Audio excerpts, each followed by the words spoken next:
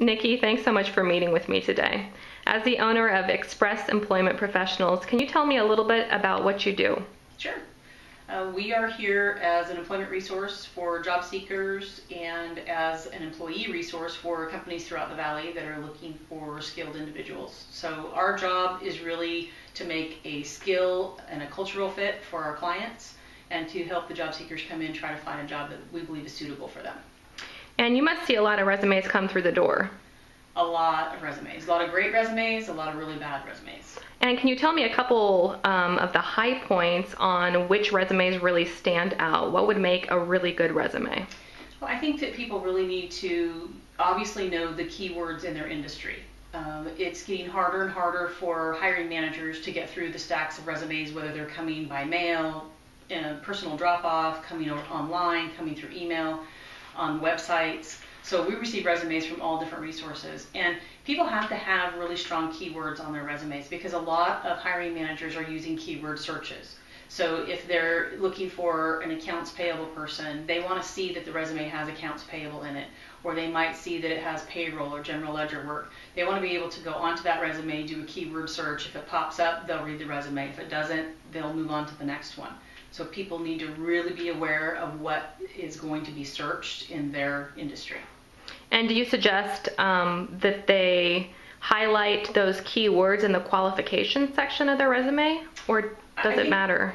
I think they can put them into a variety of places. They can put it into an objective of what they're seeking. They can certainly put it into their job title or their function, but it needs to be in there. And if it's in there multiple times, when a keyword search is done, it will highlight. So a yellow highlight will go onto those keywords, and somebody can see how often it shows up in the resume as they're reading it.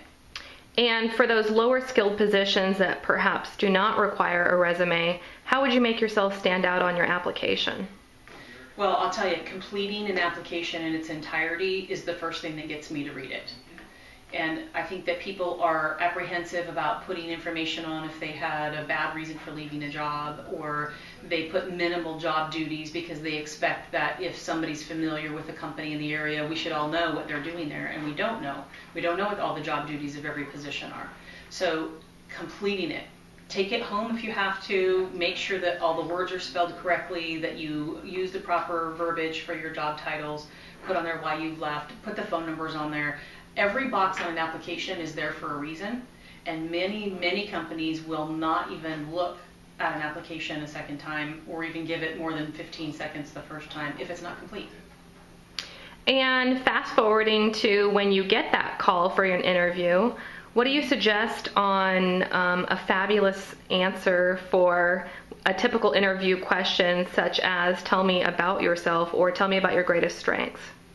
You know, the tell me about yourself is an interesting question because I've talked to many individuals in the past, and oftentimes what they're looking for is to see if someone will talk about themselves personally first or professionally first, because what that really determines is where someone's main focus is and what their personal interests are.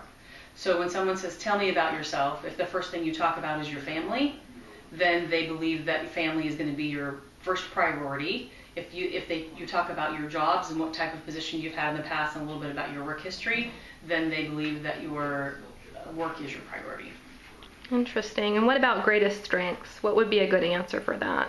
I think if somebody's really good at problem solving and critical thinking, those are skills that are so important to all employers today. And people need to know that. I think if you make friends easily and you're very personable, then you need to tell people that you are that you get along well with your coworkers and that you can adapt to environments quickly.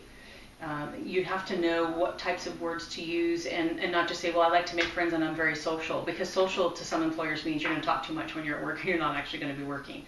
But if you do make friends easily and you have good communication skills, then you need to tell people you have good communication skills. And I've heard from other employers that typically when there are gaps on a resume, that's kind of a deterring factor for who you would hire. Do you have any recommendations for how you would remedy gaps in your employment and present that on your resume in a good way? Well, once somebody is unemployed, they're really masters of their own time. So that means if you've got all day long to do something for your future and you choose not to, and you let all that time pass by and you don't fill it with something worthy, then your history is what it is. And there really isn't anything that you can do about that if the choice that was made was to do nothing. But I always recommend to someone to keep their skills fresh. Our nonprofits in our area are dying for volunteers because they've had to have so many cutbacks that someone should volunteer or take a class to keep their skills updated or do something that is of interest, pick up a hobby or do something. It doesn't have to be something that costs a lot of money, but it needs to keep somebody engaged and they need to be active. And if they choose not to do anything, that could be the death of them in an interview because they don't have anything to fill the gap with. And it's a red flag for hiring managers and it's a detriment to their work history.